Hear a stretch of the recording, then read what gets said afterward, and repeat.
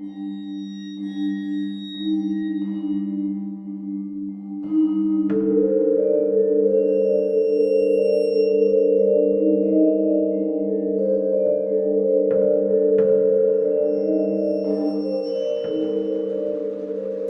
hello, and welcome to Al Dente Brigamortis. I'm Review Cultist. And I'm Mikey, the E stands for evil. And we're here to discuss those internet stories most creepy and most pasta. Tonight we have 11 Miles. So yeah, for those of you just tuning in, creepypastas are short internet stories that get copied and pasted across the internet. You know what? If you've listened to this show enough, you've heard that spiel before, you're fans of creepypasta, and if you're not, go Google creepypasta. I'm done doing that description. Moving forward. You know, with the advent of technology, why don't you just record it once and splice it in? Moving right along. And yes, we're doing 11 Miles, which is by Emeryy, with 2 Y's. On Creepypasta.wiki, they've got a bunch of stories out and down there. And you can also hear a reading of it on YouTube. There's a bunch of them, but one in particular is Creepypasta Jr. So we'll just dive right into this one. So it's written in the second person and done up kind of like a manual or instructions to how to get your greatest desires reality by following this dark challenge of a car ride. So basically it's like a ritual pasta. You think on what you want the most, and then you go down a lonely wooded road at night, and the 11th mile road with no name will appear. And then you start going down it, basically. Though you have to make sure with yourself that this is exactly what you want to do, and that you're prepared to do it. So, because there's no turning back after I think the first mile. Yeah. But so with the first mile, there's not much difference. It will start getting colder, and the sky is suddenly clear and full of stars. Also, the coldness basically gets worse moving forward. So, to the point where you're not even your heater's going to work properly, or it's going to stop your car. Or if you stop your car, you're going to die of exposure. Yeah. So you just got to keep focusing on the road ahead. So the second mile, it's colder and it's a rougher road, and just keep going, or you're going to freeze to death. Third mile, there are silhouetted figures along the tree line. Ignore them and keep going. Fourth mile, silhouetted figures still, but now they started whispering in your mind. Just ignore them. Fifth mile, one side of the road will give way to a beautiful lake that shines moonlight onto the road. Just ignore this or you're going to crash, so press on. 6th mile, back to the woods, and if you didn't turn off your radio, get ready for a sharp screaming that's going to send you reeling off the road. If you did turn it off, it's going to turn on anyway, but with a calm voice that will speak your greatest fears, and if you listen, you'll feel that fear innately. So ignore that and keep at it. 7th mile, the figures return, but this time distant screams, and eventually one will be in your car behind you trying to make you turn to see it and cause you to crash. Just ignore it and press on. 8th mile, lots of sharp and tight turns. At this point, super freezing temperatures, and the lights are going to start flickering. Lots of screaming and laughter, grasping hands, hoping to get at you. Hope you have an enclosed car for this one. Just ignore all this, because it's not going to obscure your vision in front of you, and just press on. 9th mile, your vehicle will Your vehicle will stall. Lights will go out. Close your eyes and try to restart your car. The silhouettes outside will try to damage the car, but the restart will spook them. Once started again, floor it and just press on. For the 10th mile, the silhouettes will stop screaming, speaking, and chasing you, and just simply follow you. This mile is a lot smoother. It's kind of a lull for the next one. The 11th mile, you'll lose all power, but your car will be propelled by an unseen force. It'll be all dark except for a red light ahead. Shut your eyes and don't peek at all. Otherwise you will die. Passing the red light, is kind of like, I guess the red light is a veil or some kind of a threshold. As once you pass it, you'll suddenly be surrounded from all sides with an intense heat that will feel like you're being burned right down to your bones. and you will hear all sorts of torment and screams beyond imagining. It's very sanity blasting. However, it only lasts for about for exactly 31 seconds, so you just gotta hold on till then, and then it's all over. After the final mile, compose yourself and drive to a dead end, about 1 kilometer away. Focus on what you want most and close your eyes once you get to this dead end.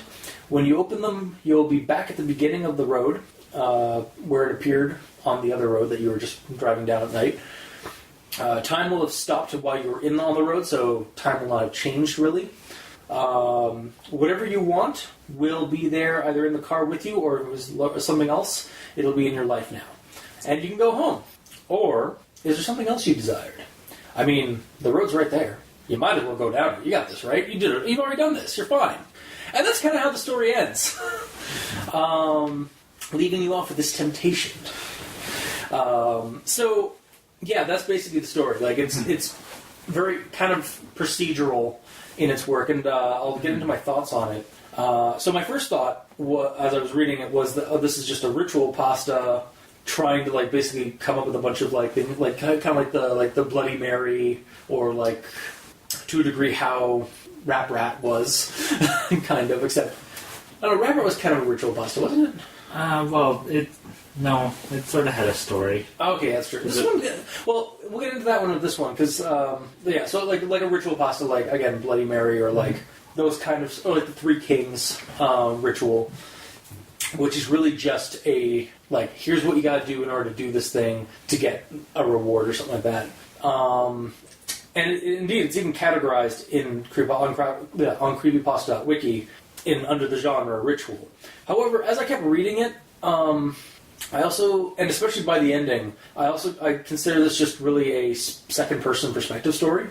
It describes some interesting obstacles and challenges on this journey that are simple enough to not want me to ask some questions regarding how one might know about some of the stuff. However, it's not perfect. Yeah. But like otherwise, it still like was described well enough that, with enough vagaries that it was. It still was enigmatic and creepy, it still gave me like a theater of the mind, like that I could play with a little bit. Mm-hmm. It's done in a formulaic, procedural way, like a ritual pasta, but I was never really bored reading it. Like I wanted to keep reading each to see what each mile was. The last two paragraphs are what made this feel less like an instructional story, and more with the temptation angle, make it feel like there was a character here going through this. I guess to a degree, the reader, since that's kind of how second-person perspective stories go. Mm-hmm. I don't usually care for that kind of story. Like I'd rather have like a third-person or a first-person perspective story, mm-hmm. Mainly because it's easy to do them badly. But but this one, I don't know. Ultimately it seemed well written. But there are a handful of issues that glared at me, and I will bring them up. Some easily fixable spelling issues, such as first paragraph, there, instead of there. So like it was in the paragraph, it's THERE-RE,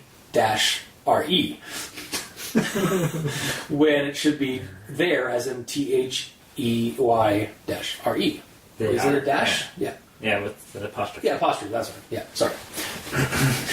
Grammar Nazi, my grammar Nazi. Yo, dog, I heard you like grammar Nazi, so I put grammar Nazi in your grammar Nazi. Anyway, in the second paragraph, there have been a select few that have used small vehicles, or small motorized vehicle, such as an ATV or a motorcycle. It should be vehicles for plural. Mm-hmm. Also, this journey, regarding that whole thing, this journey would suck balls. Yeah. If you were using an ATV or a motorcycle, like that's definitely the person who's not making it through this trip. Yeah. Or if they are, they have fucking will of steel. Yeah. Like they have iron wills, because like we mentioned earlier, like later on, like the grasping hands and stuff like that. It's like, how would you survive? How would you get through? You just have to like basically just accelerate to get through that. But then there's the spot where the car or vehicle stops, Yeah. and they come in and swarm you, and then you gotta turn it on again really quickly. That would be so fucking... Oh, yeah, that would be so bad. 22nd paragraph. Horrified should be horrified or terrified. Like, it's literally horror and then ified. Smashed together. Also, I don't know if this is a valid point to bring up, but it kind of stuck out for me. But there's a number of just non-paragraphs that are single sentences separated. And I guess it's to punctuate a certain point or guideline, but it just like, I don't know, it just seemed like there was a lot of those, like just single lines like that were separated between paragraphs. Mm-hmm. And I kind of included that under like when I say 22nd paragraph, that I'm basically counting those as a separation. Because they're currently talking about the specific mile you're on, and it's just an extra sentence. Yeah. Why not just include it with the other paragraph? Exactly, yeah. I don't know if that's a valid thing to bring up, but it's just something that stuck out when I was when I was going back through it to get my notes down together for this. Mm-hmm. There's one prominent run-on sentence I was able to actually find. It's right at the beginning. It's actually one that I've already partially brought up. It involves the vehicle issue, but I'll fix the vehicle part on it. There have been a select few that have used small motorized vehicles, such as an ATV or motorcycle, but this has proven to be quite difficult as the conditions of the journey can prove to be bothersome. Yeah, that's a run-on sentence, right? Like, I'm not crazy. Yeah, seems like it. Yeah. Also, regarding this, about this point, I was actually in my head. I started reading the story as Vincent Price, like kind of like that. I don't know. Maybe it's the way the story's written, but it kind of gave me this like the voice of like a cautionary yet sinister or playful kind of like reading of it. That's just really kind of like a personal thing that came up when I was reading the story. Here's another quote to bring up. You'll never want to exceed 30 miles per hour unless you're desperate to make it through a section of the road. And most importantly, as with any drive, buckle up. Safety first, even when traversing the supernatural.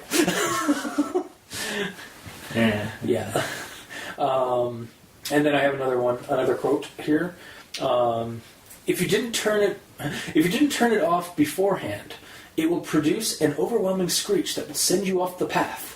So, will it do this 100% of the time? Because some people have better situational reaction to loud noises and better fortitude or will to not do that from sudden noises and stuff like that. Or does it just mind control you to go off, veer off? Like a hack of some kind, like a mental hack. Yeah, I don't know. Yeah, it's just like matter of fact. Yeah, you're always going you're always going to do that. And to kind of segue a little bit to that, this is because this is a separate one. This is regarding the creature that pops up behind in the back of your car. This is because one of the figures have found their way into your vehicle. Again, 100% of the time.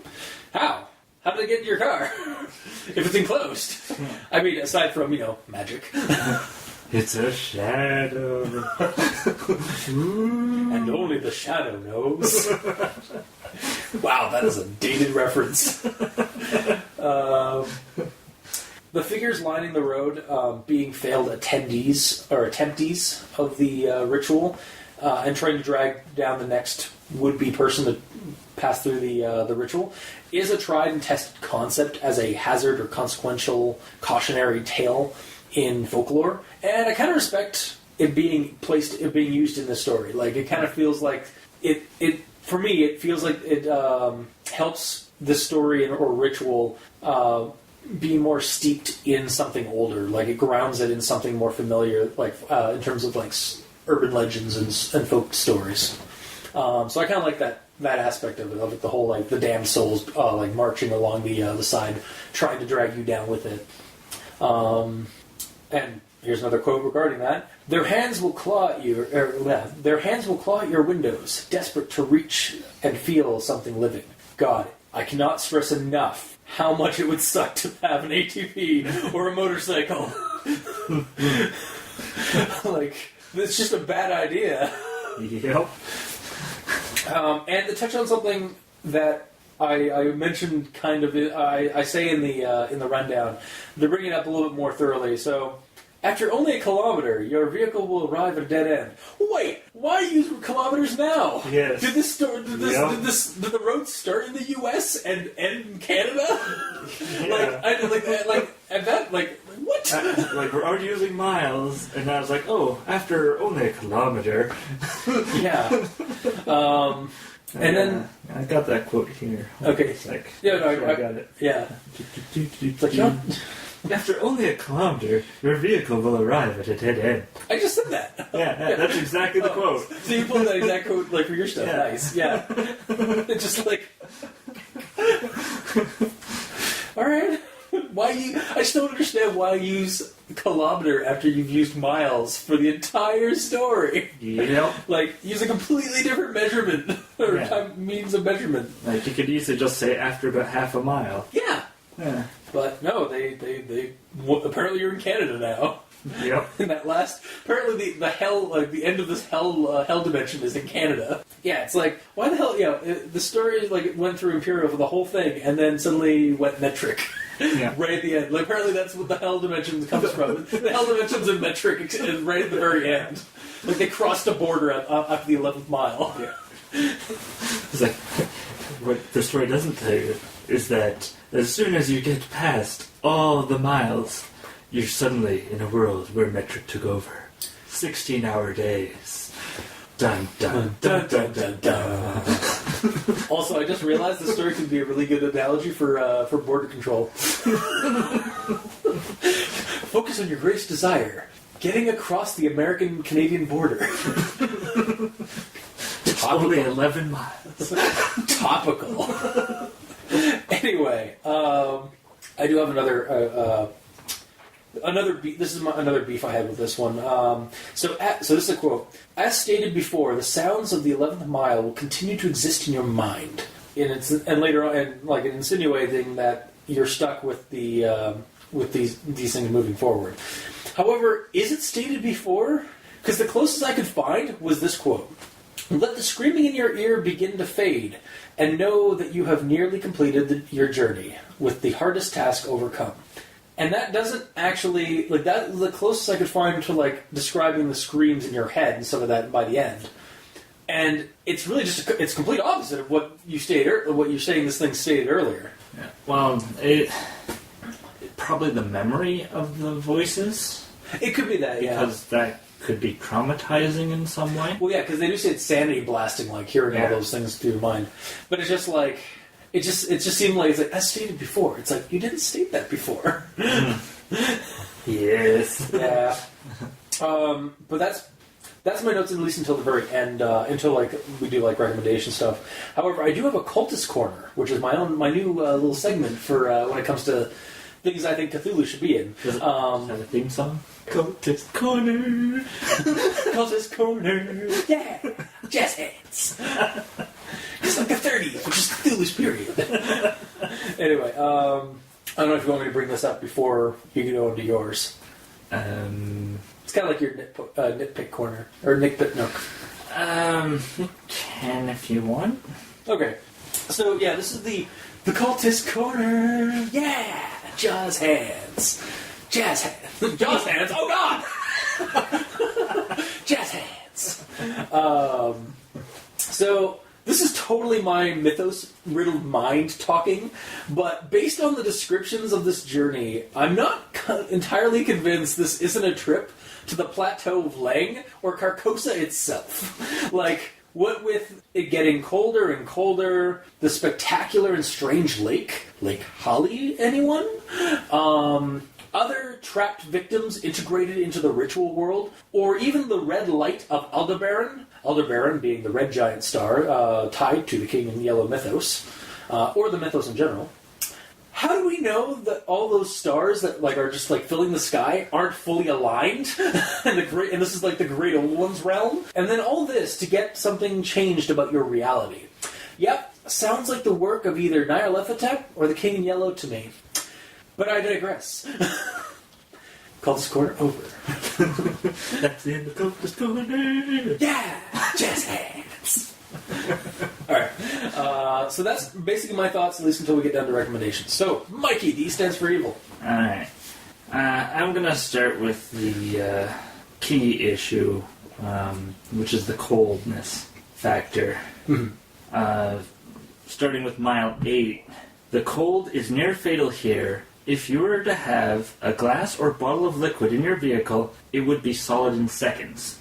Okay, you're dead. Yeah, your skin is frozen. You know what else is a container that has lots of fluids in it? You! Yeah. And then the 9th mile also is colder, and then your vehicle will stall. And I was thinking, well, the gasoline is freezing. Because, I mean, we had water freezing, or other liquids, so... And gasoline freezes between minus 40 and minus 50. I found out online. I'm just picturing that scene from The Day After Tomorrow, where they go through the cold vortex, and like basically the helicopters like antifreezed like fuel systems and all that freeze over, and then it crashes, and the guy gets out, and as he's getting out, just freezes instantly. Yeah. Well, at extreme cold temperatures, you literally freeze. You're dead. Yeah.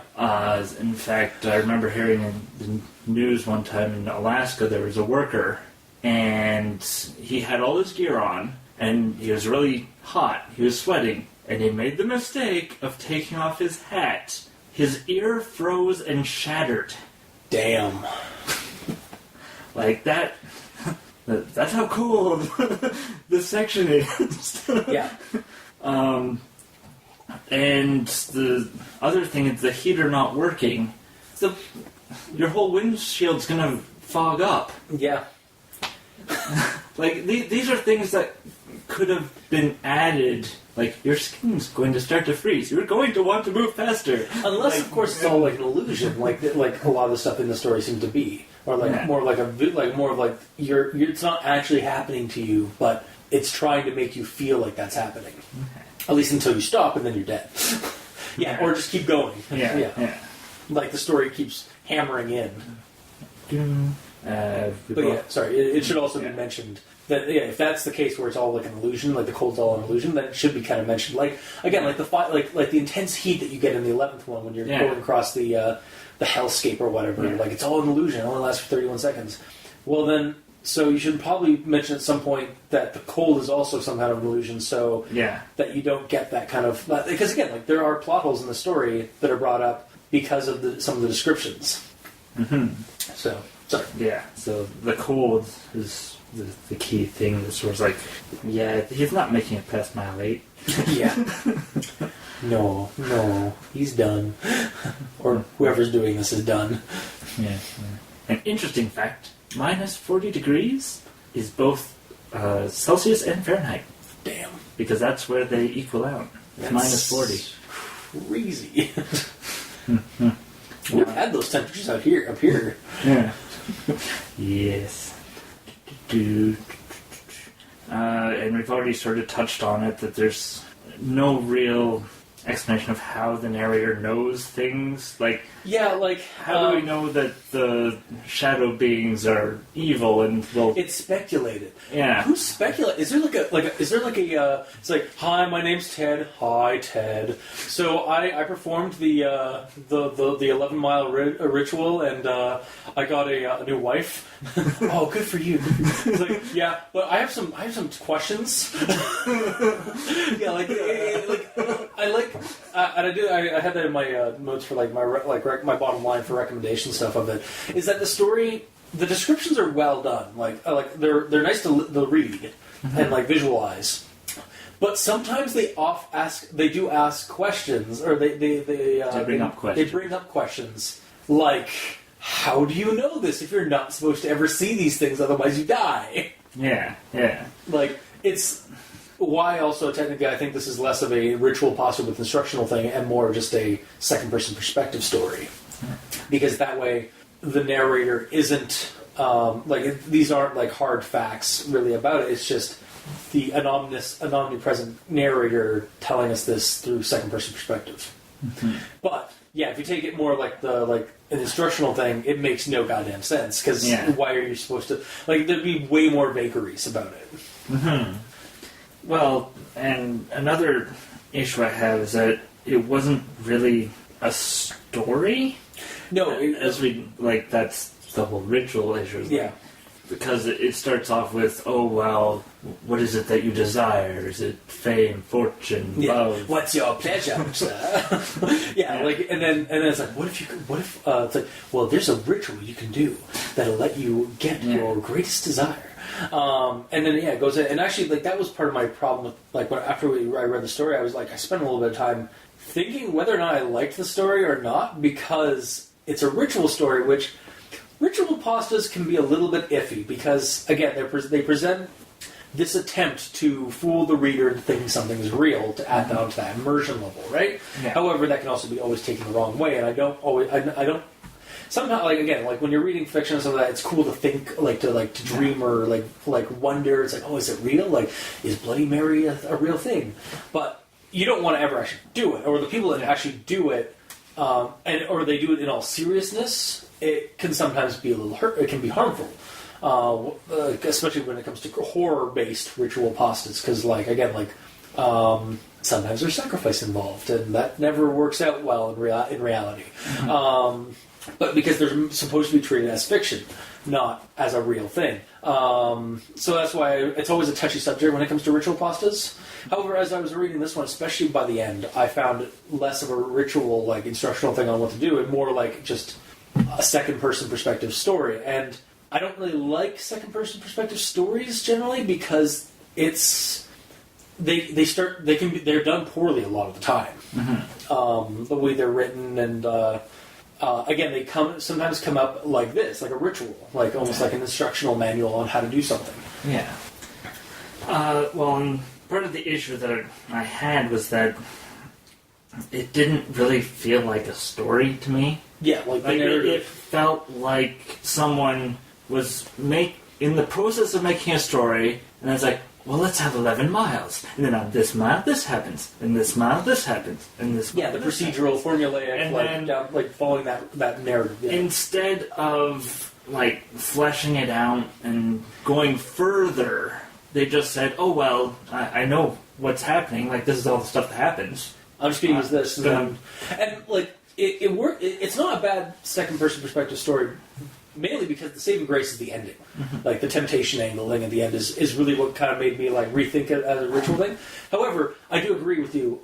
This story would be and I had that in my notes for the ending of it, or for when we finished. Now that since we're already at this point, I might as well say it. Yeah. I would have preferred this story to be a third-person or first-person perspective story where we had a character that we followed along with, rather than be basically, oh, you're the reader, you're doing this. Yeah. Kind of thing. I just don't like those stories as much as a third-person or first-person perspective. And this is sort of a solid basis for a story, but to me it's not a story. You can improve it by, say, making it a first or third person. And having a character. Character, and then instead of telling us what happens in each mile, right off the get-go, you just have a main character talking with someone. They mention this, how to get to the road, and then you just have to get through it type thing. And then you have the main character essentially going through the trials to get what he wants. Yeah. And if you add some form of emotional side, say he's doing it because his kids died in a tragic accident. And he wants, he wants his kids back. Yeah. And then, when he makes it all the way through, you could put a twist in where he only gets one kid back. Yeah. And then it's do I go again? Yeah, exactly, yeah. You can't have, you can only have one desire done every, it's not, I want money and fame. Well, you can only get money or fame unless you go back in. Yeah. And that's really the trap of it. Because it seems like this thing is some kind of, not even malevolent force. It's a tester. It's a benign. It doesn't really care either one or the other. It just it tries to eat you halfway through, or basically throughout the entire story, or throughout the entire journey. You're in this thing, or in this dimension, or whatever this reality place is. Which again, my mind instantly goes to Carcosa because of a spectacular lake with a moon that shines light down onto the thing. It's like, yeah, it just, and I know that's probably not the, or again, like the red, like I instantly thought the red light at the end was basically a giant red star, and you're basically just going across it. But again, that's my Cthulhu mythos mind kind of working on the back burner. So, like, it could be again like a hellish kind of like deal with the devil kind of thing. Except there is no real. The only real like with a bargain, like the only downside, or the only like what's the catch kind of thing in the story is that, well, I mean, there's the temptation to go back in. You've already done it. You might as well try to get like there's no consequence in this story except for temptation, and nothing really happens because of the fact that the desires aren't decided at the beginning. Yeah. Again, like that's well. Again, like it starts off like it kind of like you said, like it starts off as an instructional thing on how to do this, and then for me, by the end, like it kind of became a story, but only by the end because of that little temptation angle at the end. But again, like the way it's written, because it's done in second person perspective, that's why we don't have a character here except for us as a reader. I don't know. Yeah. Yeah. Yes. So that's the key issues. That I would have preferred a story. You would have preferred more of a different narrative than what we got. Well, essentially, what we have here could have been No End Road. That's exactly what I was thinking. Yeah, like I was literally drawing parallels to, because as it is right now, it's more or less it's telling and not showing. Yeah. Like it's basically the instruction version of No End House. Yeah. And as I was again, like I've been mumbling over off and on between, like, since I finished reading the story. And yeah, when I was trying to think of it, like, well, if we give it a character, that's basically No End House, just on a road. Yeah. And is the character ever done? But actually, I like this. I do like the ending with this one because, again, like, it's over. There is no like trickery. It's the only trickery it gets is, well, you're already at the beginning. You want to try again? You want to try? It's basically a gamble. Like, do you want to gamble with fate again? Shake hands with the devil? Yeah, and there's no guarantee that the second time you go through will be the same. Yeah. Like, the miles will be in the same order. Well, apparently, it's always, according to this story, they're always the same situation, right? Like, it basically says, like, there's going to be this, ignore it. There's going to be this, ignore. Like, it's almost always the same, it seems. But then there's always going to be a thing that tries to, like, sneak, that will sneak into your car behind you and try and get you to veer off the road. But then what if nobody's been through it a second time? That's true.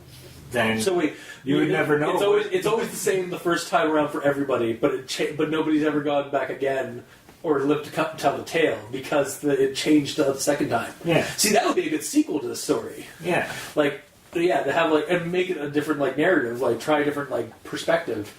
And have it like, oh, I did this the first time, and I got I got my one kid back, but I want my second kid back.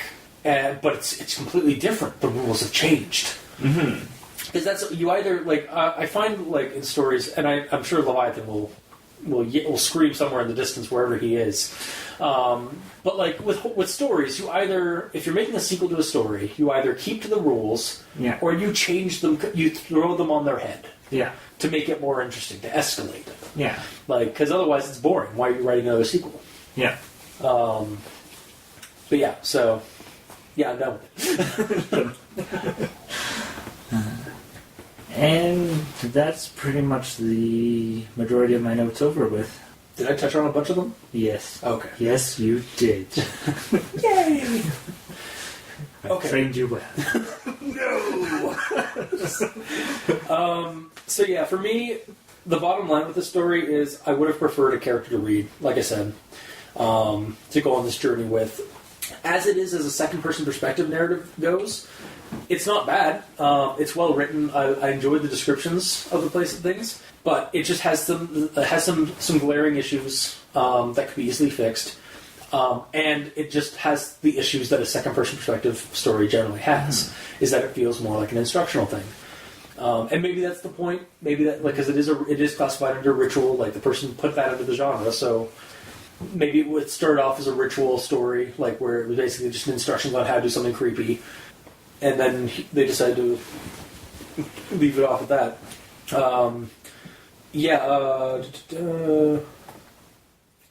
Basically that's my notes. Like the only like I just touched on. So ultimately, I would recommend it because it's an interesting story. It's an interesting ride. It's an interesting journey.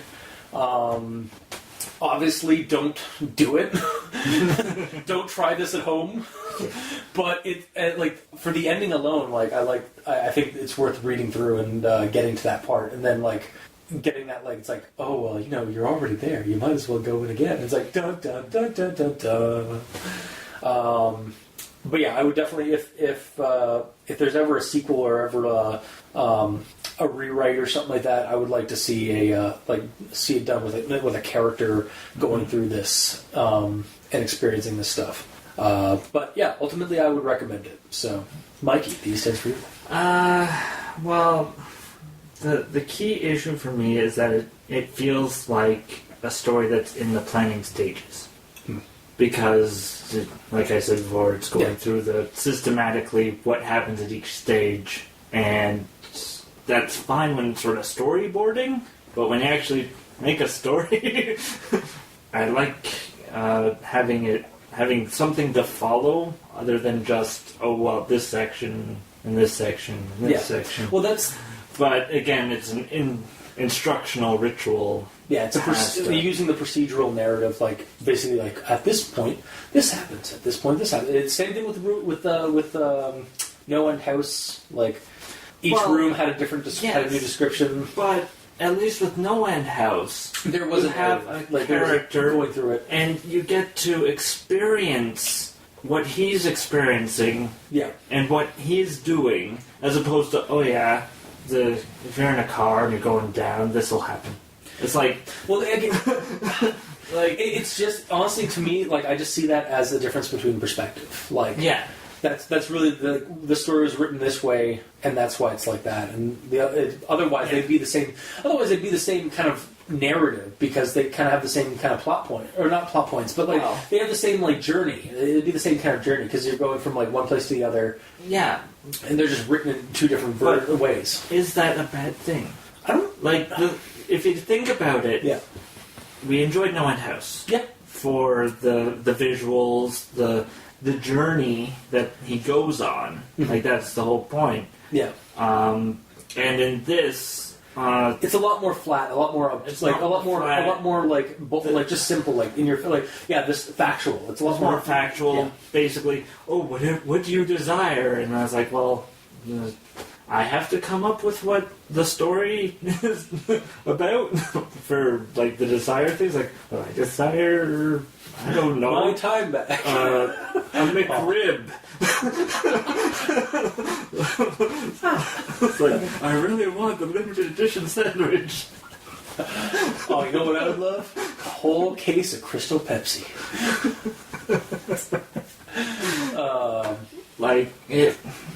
When you have an actual character that has goals, that at the beginning you can see whatever, and then you can flow, and then when you reach the end and he gets it, then you go, all right, you went through the journey, it was a satisfying ending type thing. And then, like I've stated, if it was going for his kids and he only gets one back, then there's a reason to go back. Then you can keep the whole question at the end, like, does he go back in? Which, like you said, is part of what you liked about it. Yeah.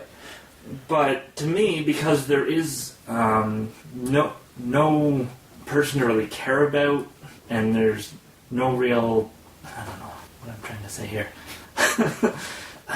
Like I'm on your side with this. Like, 'cause I agree with like what you're saying. I just when I finished reading the story, I wasn't like, oh, this is stupid, this is garbage. I don't know. Like I was trying to figure out why I was kind of in the middle, I guess. as to why I didn't like. I don't mind the story as it's written, but I don't know why. Like, I think it's because it's a perspective that I like. The perspective was written well, but it wasn't a perspective I prefer.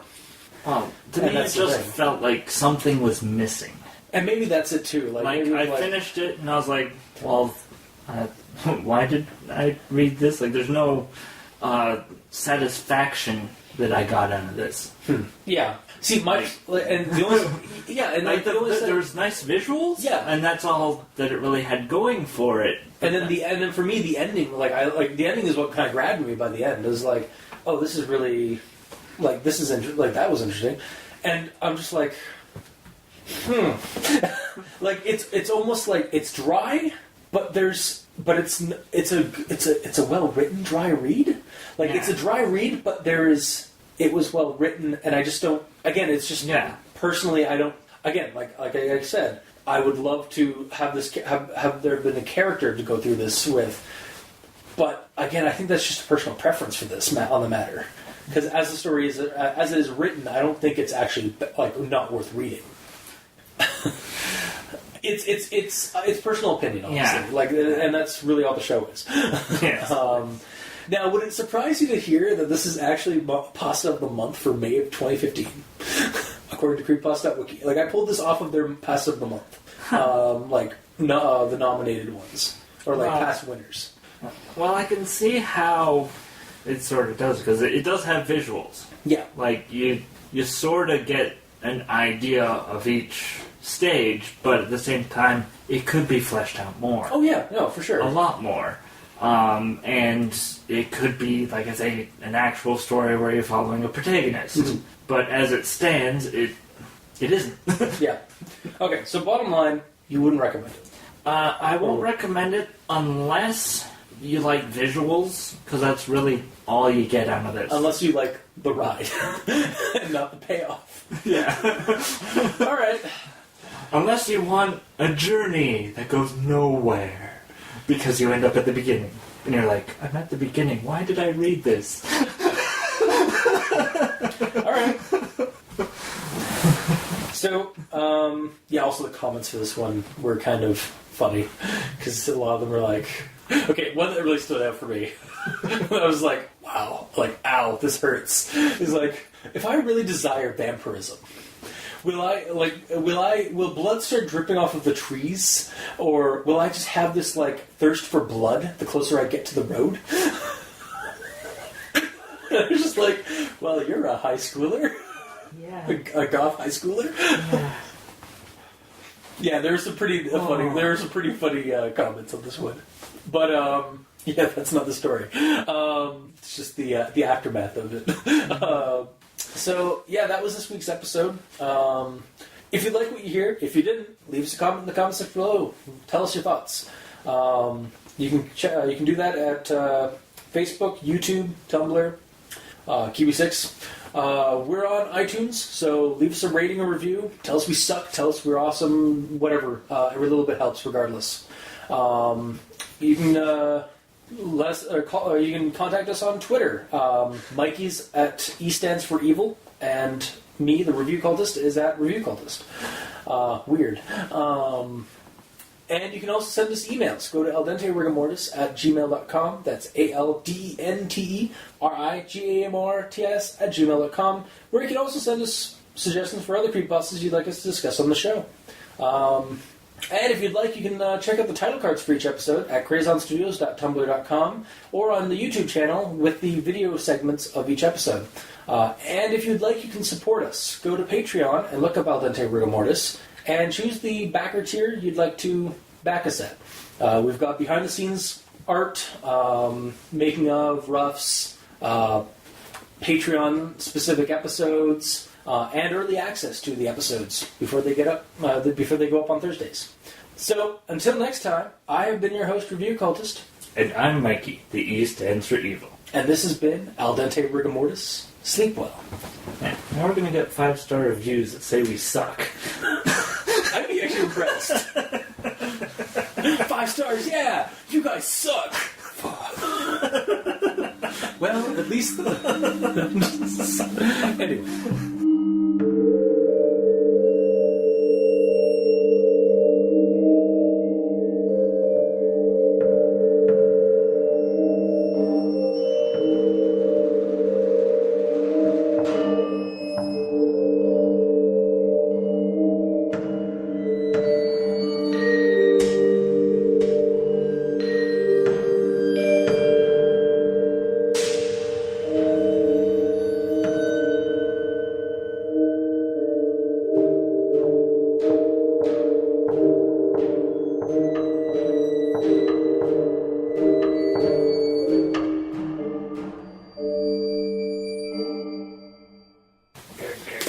Why did I do this to myself? Why do you...